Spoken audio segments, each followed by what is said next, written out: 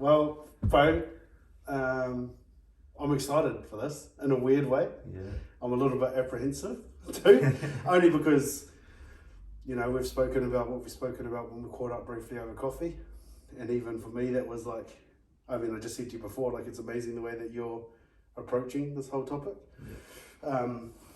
But before we get into like the matter at hand, Yeah. I'm just keen to know more a little bit about you, bro, because I mean, obviously we've both kind of grown up around here and been in each other's circles a bit, but we actually don't really know each other that super Small well. town, Yeah.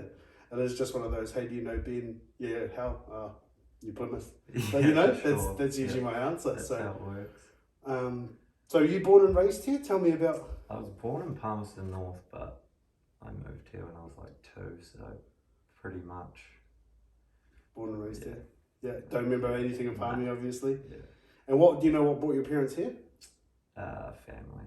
Yeah, all my family's from here. They just had some friends there. And Palmy. Yeah. And that's what took them down there. Yeah. So how are you? You got siblings and stuff? Yeah. So my sister, she lives in Melbourne, and my brother lives in Sweden. Far out. Mm. And where are you on the hierarchy I'm of the things? youngest. Yeah. Oh, yeah. The spoiled youngest, would they say? Probably, yeah. And their words, I mean, yeah. And my older siblings always tend to. I'm the youngest of mine, bro. Well, I was for a long time actually. I got a younger brother, but he didn't come along until I was about 9. So it was a bit of time. Yeah, I'm sure that's been said. Cool, bro. So, what's your like earliest memory? I know it's a bit of a random question, and it's tough. Oh shit. What's one of the first things you kind of remember? Even if you're like, I know you might be thinking, I don't know, like it's hard to think of. Just give me something from when you were younger. Probably my family would always go camping in the Mount every year. So that's probably, So we'd go camping every summer, and that's probably it. Yeah. What do you remember about it specifically? Just being in a tent and having barbecues and Do you quite like camping? Not anymore. I'm at an oxymoron with it, bro. Yeah. Like I actually got asked that the other day. People were like, do you like camping? I was like, it's funny. I actually used to do it heaps as a kid, but like now that I'm older, I'm a little bit like, not really. Yeah, maybe I had Dad setting everything up. I'd probably Dad putting up the tent and everything. You'd tag along. It was easy then. Yeah. What schools and stuff did you go to? I went to St. John Bosco and Fitzroy. Cool. And Francis Douglas. Oh, sweet. Yeah. So you grew up in Fitzroy? Wellborn. Okay. Yeah. So tell me about what was little Ben like? He was a lot more chatty than this. Than older Ben? Yeah. Got shy along the way. Yeah. Any ideas where that might have come from? No. Got it out of my system when I was young, I guess. Yeah, I remember I read this theory, I can't remember actually which culture it comes from, but I did read a theory like everyone in their life has got like a finite amount of words. Yeah. Like, you know, let's just say it's like 1 million, I'm sure it's more. And then you either use them, you know, so people either kind of even tempered throughout life, or they go hard when they're younger and then chill when they're older, or chill when they're younger and then go hard when they're older to get them all out. Sounds like it makes a bit of sense, that theory with you. Yeah, for sure. So what are the big differences between Little Ben and Big Ben? This is so funny. This is not a conversation I was expecting to have. Yeah. Yeah, definitely that.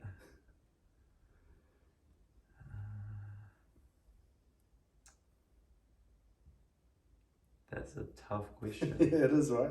Yeah. Because, I mean, how do you kind of think and try and remember stuff when you're younger? Yeah, I haven't even thought of it. Something to ponder, maybe? Yeah. So transitioning through, like, school and stuff like that, did you enjoy school? Or were you one of those people who... No. What was it about school you didn't enjoy? It was very... If you didn't play rugby, you weren't really in the welcome, I suppose. So it was... This is something that comes up a lot. I kind of felt like a bit of an outsider because I was heavily into skateboarding. So I would be hanging out with a lot of people because you go to the skate park, you hang out with whoever really, and it's not so much about your age or anything. So I was hanging out with a lot of older people, a lot of younger people, so it wasn't really people from school. And I was really just sticking around school for the photography class. And once I got to that year where you could do it, it was mainly like when cameras were made and kind of the history of it, not so much. So I was like, I'm out of here.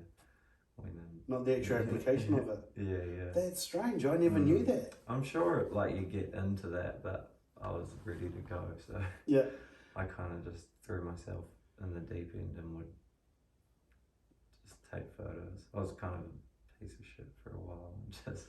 You mean at school or just in general? No, like I left school and I was just hanging out at the skate park all day, but that was probably the best thing because I was just taking photos of skating, which is quite a hard subject to take photos of, so it taught me quite a lot. When you say it's hard, what's hard about it? Well, they're moving so fast and it's hard to like capture that perfect. It's funny you say that. There's a friend when we had the blood moon the other night. I have a friend who's like what would you call it? There's a word for it. It's like an action sports photographer or something. You know, he takes like photos for rugby and stuff like that. And he said he found that easy. And he tried to take a picture of the blood moon and they all turned out not great. It's like, that's so... different thing. It's so weird how I can take something running or someone running or a ball bouncing at X amount of speed, something that's standing still in the sky, I can't even... Yeah. But it is different, right? Yeah, definitely. Well, it's like you always see in the newspaper, like the newspaper photographer will go down to the skate park and there'll be a photo of someone and it's just them in the sky. You have no clue what they're doing because you can't see the ramp or anything. So like, you kind of... I like get a sense that it pisses you off when you see that. And not to like call them out or anything. But it's just something you notice. They just don't know. So you kind of have to be in it to like do it justice, I suppose. You got to have that experience and that perspective and that understanding, eh? Yeah. With I want to kind of flick back to the rugby thing because that's something that's come up a lot with conversations I've had with other people. Do you think that is something that's been like it's kind of something that's been prevalent throughout the whole region? 100%. Yeah. Yeah. Because I imagine in skating circles it's probably a common conversation, right? Yeah.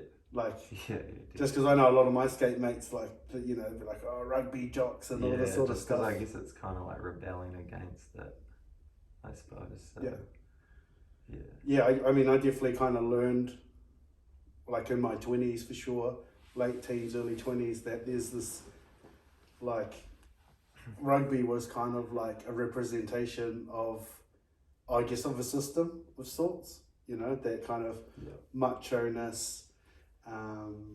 And that whole thing too, like you said, like you didn't get welcomed in if you weren't part of that. I mean, I was never an amazing rugby player, but I legit, bro, got the, oh, you're big and brown, you can play. Like that's kind of what it was. Yeah. And so I used to play, so then it kind of got me into, I guess got me the access. But then I had a lot of friends who skated.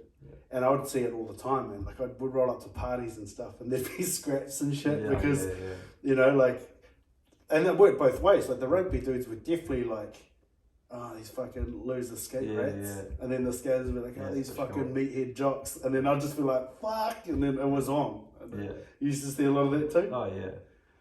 It's cool. You're amongst today. No. I won't call you out like that, bro. I don't think I'd go too well in that. But yeah, it's kind of cool, like, growing out of it as well. Yeah. Like, everyone just kind of puts it to the side when you're a bit older. Yeah, when you're older, you realise that everyone's like was just doing the best with what they had, right? Like at the end of the day, people are probably just looking for camaraderie and friendship, and they found them in like an example that was found in those groups. Yeah. I always found it interesting, and I know you'd know some too. I'm not going to mention them by name because I don't want to call them out or whatever.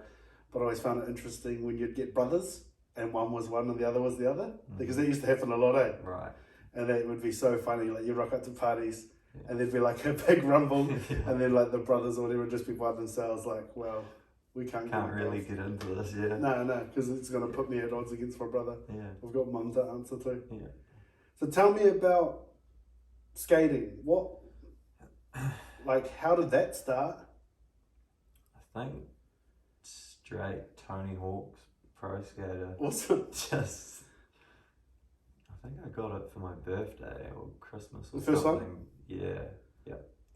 And just got into it after that. That's fucking cool. I've never actually met anyone that was like inspired so much really? by that. No, I mean, I I imagine thought they're that all was- out there. Yeah, that's a very common thing, I think.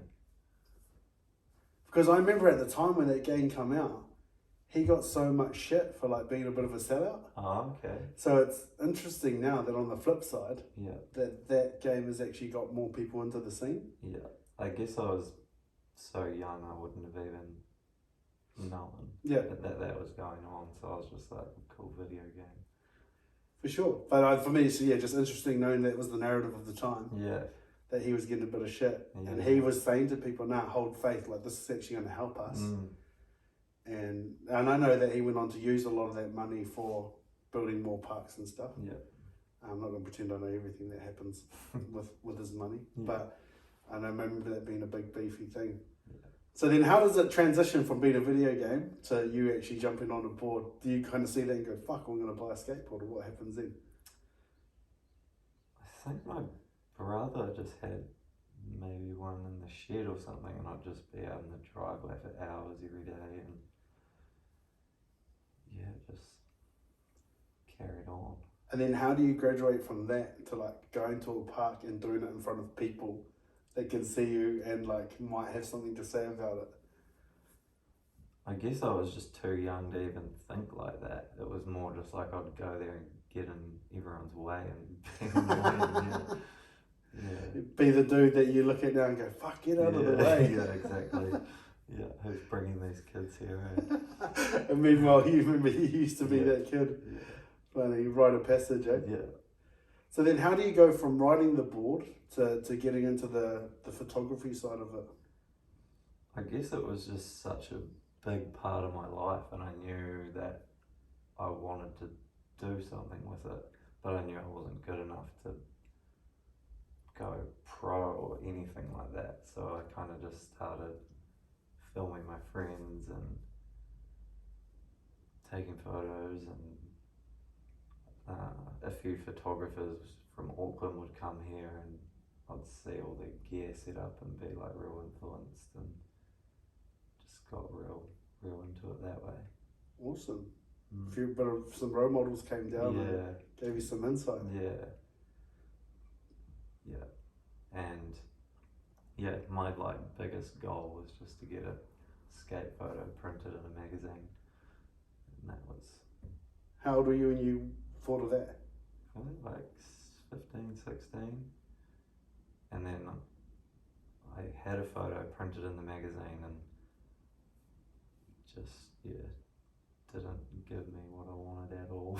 Yeah, I was going to ask, was it a thing where you saw it and went yes, or you're No, like, it was actually, like- this doesn't feel how I thought it would? Yeah, high hopes. What was the difference between the dream and the reality? What were the things that you thought that, I guess, what were your expectations versus what really happened? It was more just like I saw it and then it's like, okay, what's next? Which is good, but I guess you're never really satisfied. You thought it would bring some finality when you got it done, eh? Yeah. But it actually made you think, okay, what are we going to do now? Yeah, for sure. So when those guys used to come down from Auckland, did you used to talk to them about your ambitions and wanting to do it as, say, a career, or just wanting to be more than just what it was at the time, or you just I shadowed? didn't even know that at the time. It was more like they would come here and we'd take them to places that we thought would be good for them to take photos, and I'd kind of just be watching and thought that was pretty cool. And then to see their photos, and yeah, it was real inspiring. Man. Yeah. And then when that all started to take off, so okay, your photo's been printed. What goals do you start setting after that? I guess it kind of just, I remember Sean from Jet Charm, actually, he messaged me and was like, "Oh, can you come take some photos of the barbers?" And my whole world was skateboarding, so I was kind of just like, "What do you even mean?" Like, so You mean barbers skateboarding? It's like, yeah, cool, I'll come along, and guess I kind of realised there's a lot more out there than just skateboarding. And there's also not a lot of money involved in skate photography, unfortunately. So art's always been one of those things, right? That's been kind of at times can be real hard to commodify, or can hard to make it into a living. There seems to be like a steep. It's not like a gradual build up. There seems to be like a steep, and this is just from the outside looking in, bro. Tell me if I'm wrong, but there just seems to be like a steep, like I don't know how to say it. Like I don't say you're in or you're out, but there's a steep difference between like going from doing it recreationally, and then all of a sudden you're pro or whatever you want to call it. Yeah. What do you think that ascension is?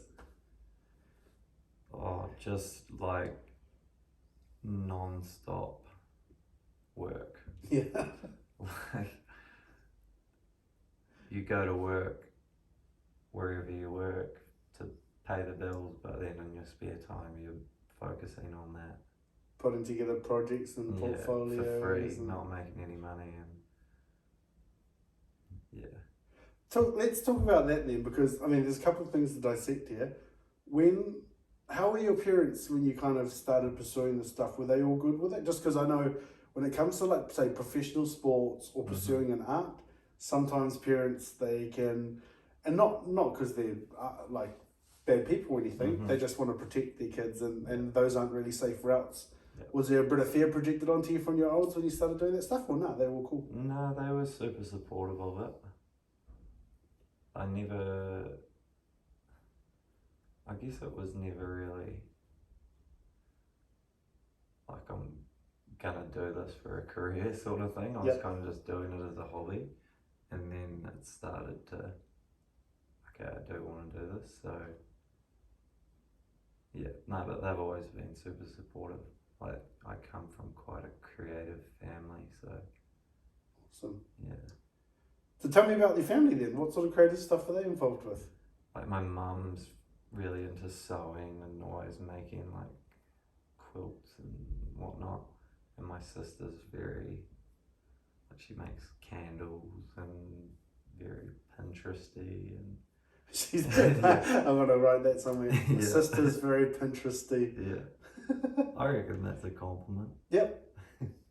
Man, I wouldn't have a clue, man. I look at I'm gonna sound like a dinosaur here, but I battle to navigate it. Like, I have to keep it kind of real, like, boxed in with my socials. Because otherwise, man, you can spend all day doing that stuff. 100%. And there's people. There's obviously people that do. Yeah. I get a lot of grief from my mates because the way I've got things set up, it gives kind of the illusion that I'm on there a lot more than what I am, because I schedule it out, Right. And so, like, we'll be sitting somewhere, and then a photo will go up. We'll be up for coffee or something. A photo will go up. They'll be like, "Did you shady off to do? I'll go to the bathroom. Did you go to the bathroom just to do that post?" So I'm just like, man, I'm not going to explain to you how this works, because a lot of them don't get it because they don't care, So cool. All right, must invite myself more with Pinterest. Yeah, and then my brother is a graphic designer and like motion graphics and whatnot. Cool. Bit of animation stuff? Yeah. And then I don't even know where to start with my dad. He's crazy. He's just, ever since I was young, he always had something going on. Like, he was in the shed making wine or something. He's really good at painting, and he makes these guitars out of cigar boxes, and I can't keep up. He's awesome, man. Like, I got to meet him briefly at the fundraiser.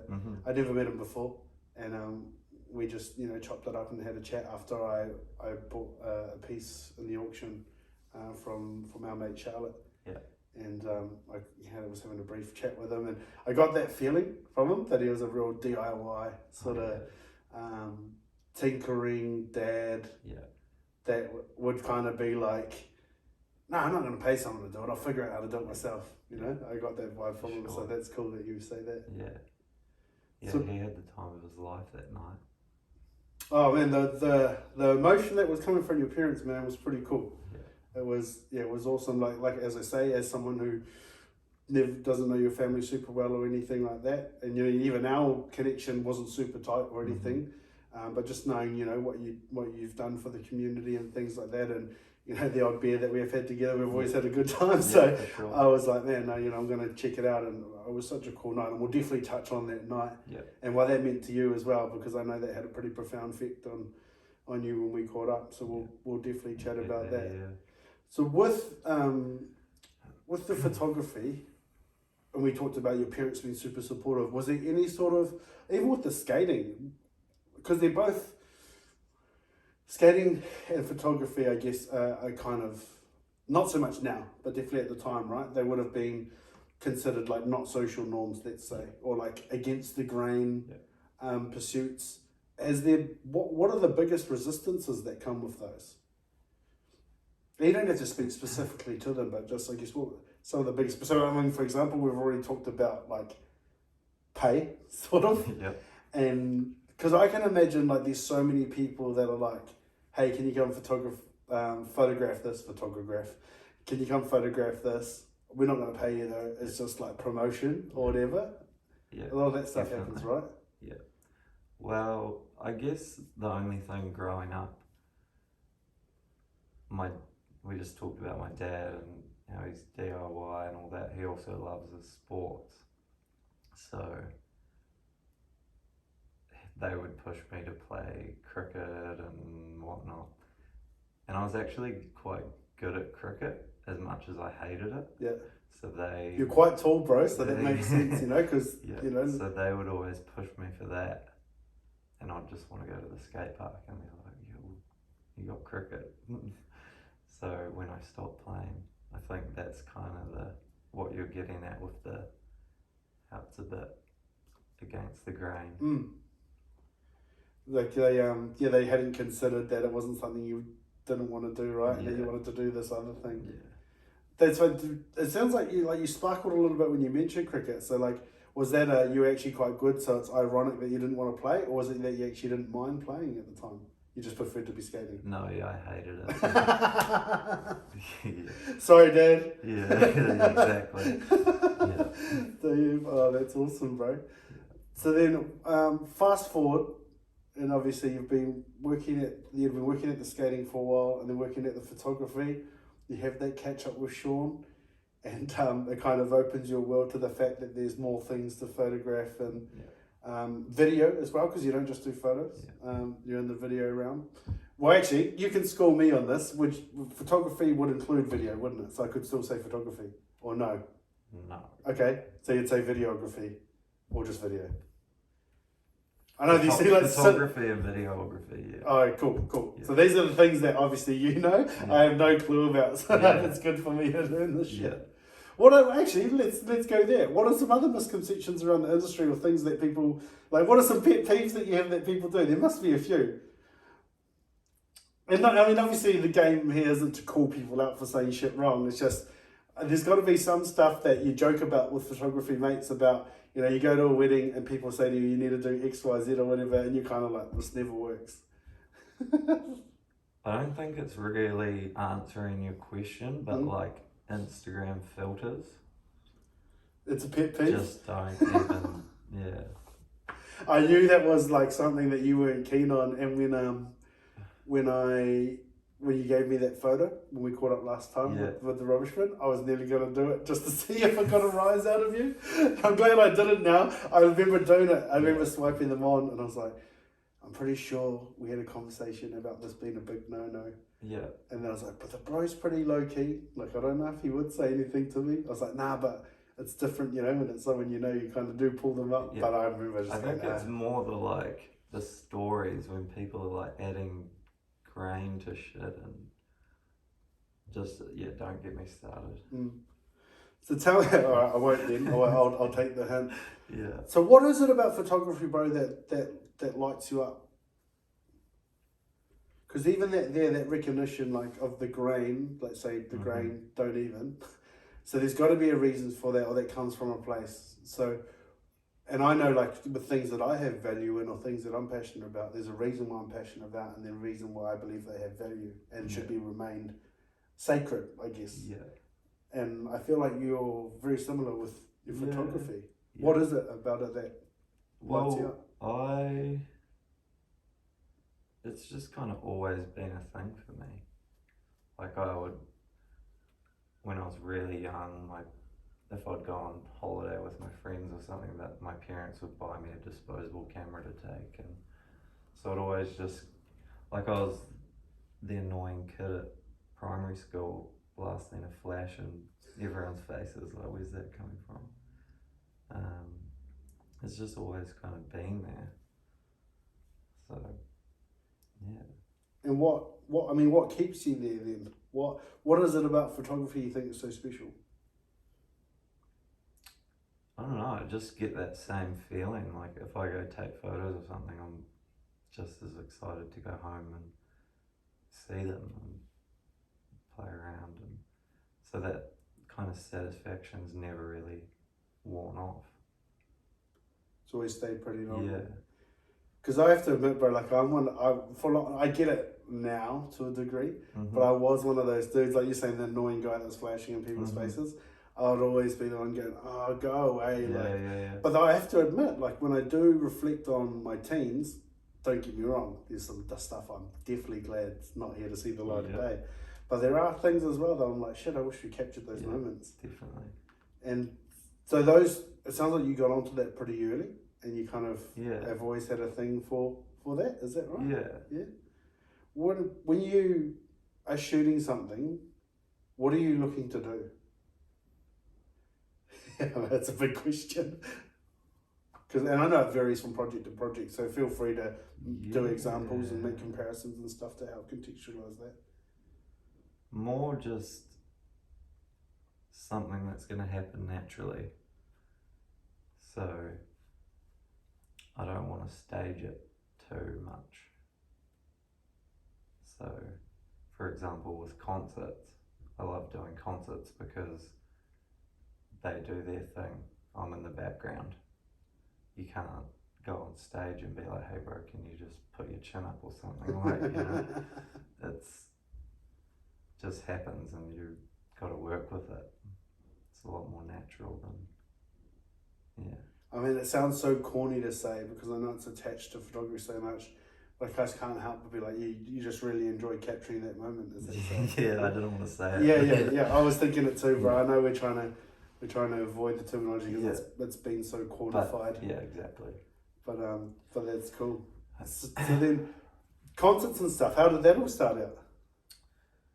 So I went to school with Sam from Drax Project, and they were playing a show at Butler's, and then I just messaged him. I was like, hey, can I come and take photos? And that went really well, and 660's manager saw the photos and was like, hey, you're around this weekend, we've got a show. They were on their 660 Saturdays tour. Yep. So got onto that, and then it just kind of stemmed from there, really. You've done WOMAD too, eh? Yes. How do you find that concert? Because the only reason why I asked specifically about that is because WOMAD's probably one of my most favourite gigs in the world, bro. Yes, I would. What do you find challenging? I would never shoot it again. Yeah? Yeah. Would you like to speak into why or not really? What did you find hard? Fast. I love going to WOMAD, and I've been every year for however long, but I just didn't enjoy shooting it. It was they had a very tight schedule. You need to be here at this time, where I think it would be a lot more beneficial if they just said, go out and get us some stuff. But, so I guess when you go to WOMAD, you're like, you just have that freedom and you just roll around and do whatever you want. So I kind of felt that held back from that. Yeah, it's not reflected in the work, so to speak. So I'll be going and I might have a camera, but I don't want to work for them as such. It makes complete sense though when you think about the atmosphere of the concert and how it operates and what's involved, and then the schedule you're given. It's so contradictory, right? So it's hard to mesh the two together. Yeah. So I completely get that. There you go. Any WOMAD organisers, if you're listening, bit of feedback. Yeah. Let things flow a bit more freely. Just let us go. Yeah. So tell me about skating then. What is it about skating do you think makes skating so cool? Or what lights you up about skating? I think just what I said before about how you'd go down to East End and it wouldn't matter how old you are, anything like that. It's so like diverse. So yeah, it was just like this big family, I guess, at East End, and it was cool. It is a very accepting culture. Like, bro, I've never skated in my life, but I used to tag along with with the boys with like Damon and Vance and stuff like that, and I'd come tag along and I'd just sit there and watch, or I'd be working on music stuff or whatever low key while they were doing that, and no one ever was just like, what are you doing here, you don't even skate and all that sort of shit, like it was awesome. So I can wholeheartedly vouch to what you're saying there. That's mean. And I guess I would have been 12, 13, and I would look up to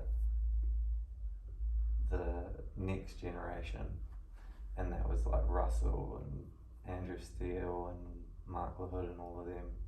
So we'd be sitting back and watching them, and I remember I brought a t-shirt from Andrew Steele once. He did his whole block thing.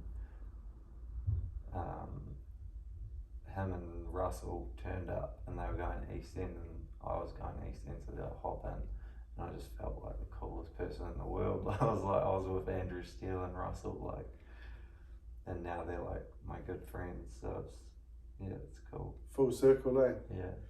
Yeah, it's awesome that big brotherly camaraderie almost has come right around, and the cool thing about it is that I know that you do the same for a lot of other people. You may not realise it, but I know that there's a lot of people that I know you've made time for, and I think that was evident in the fundraiser and everything else.